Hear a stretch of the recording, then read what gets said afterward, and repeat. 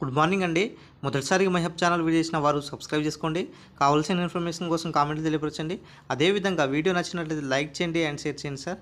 So ఈరోజు వచ్చినటువంటి ఒక బిగ్ బ్రేకింగ్ అప్డేట్ ఏంటి అంటే, రాబోయే అసెంబ్లీ సెషన్ కన్నా ముందే సీఎం గారు జాబ్ క్యాలెండర్ నోటిఫికేషన్ను ప్రకటించబోతున్నారు.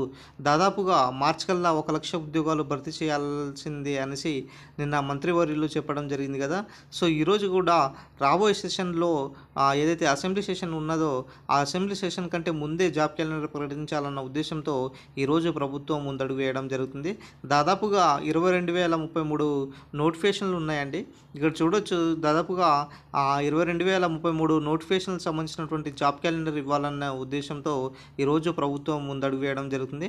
అదేవిధంగా 17,084 పోస్టులు కరెంట్ అండర్ రిక్రూట్మెంట్లు ఉన్నాయనేసి మార్చి లోపల ఇవన్నీ కూడా 1000 ఉద్యోగాలు భర్తీ చేయాలన్న ఉద్దేశంతో ఈరోజు ప్రభుత్వం ముందడుగు వేయడం జరుగుతుంది.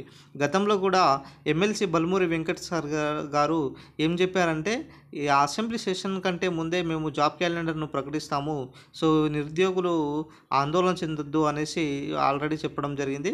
అదేవిధంగా ఇక్కడ మంత్రివర్యులు కూడా చెప్పేది విషయం ఏంటిదంటే, రాబోయే అసెంబ్లీ సెషన్ ఏదైతే ఉన్నదో దానికన్నా ముందే సీఎం గారు జాబ్ క్యాలెండర్ను ప్రకటించబోతున్నారనేసి ఈరోజు వచ్చినటువంటి ఒక బిగ్ బ్రేకింగ్ అప్డేట్ అండి. ఖచ్చితంగా ఏ క్షణంలో అయినా నోటిఫికేషన్ వచ్చే అవకాశం ఎక్కువ ఉన్నది కాబట్టి మీ యొక్క ప్రిపరేషన్ను కంటిన్యూలో ఉంచుకోండి. ఏ క్షణంలో అయినా వస్తుంది జాబ్ నోటిఫికేషన్స్.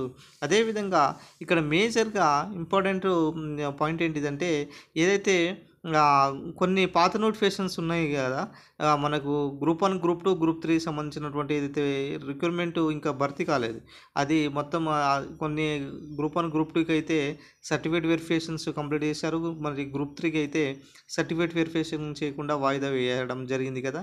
ఇవన్నీ కూడా భర్తీ చేసిన తర్వాత మళ్ళీ గ్రూప్స్ ఉద్యోగాలు ఇవ్వాలన్న ఉద్దేశంతో మరి ఇలాంటి మరి ఈ పాత నోటిఫికేషన్ ఉండి మరి కొత్త నోటిఫికేషన్ను ఎలా భర్తీ చేయాలనేసి సార్ చెప్తున్నారు.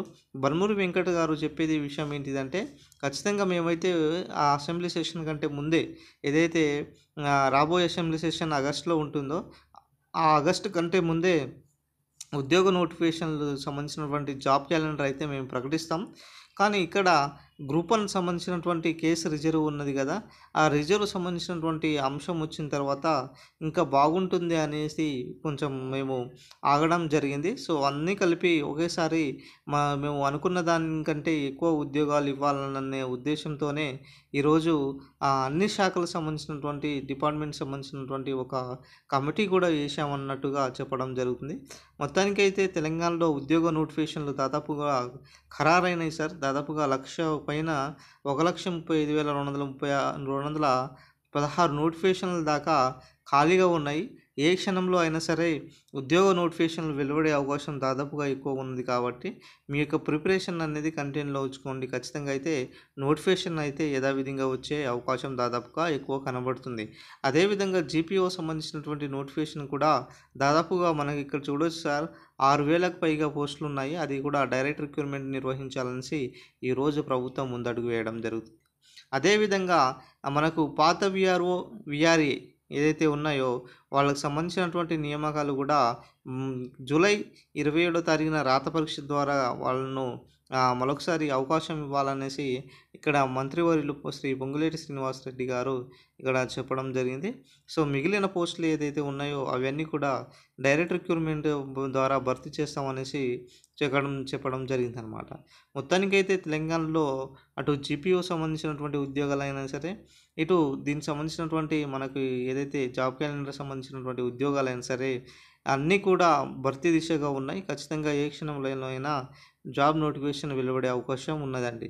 ఇది ఈరోజు సంబంధించినటువంటి అప్డేటు. వీడియో నచ్చినట్లయితే లైక్ చేయండి, షేర్ చేయండి, సబ్స్క్రైబ్ చేసుకోండి my dear friends. Thank you friends. Thank you one and all.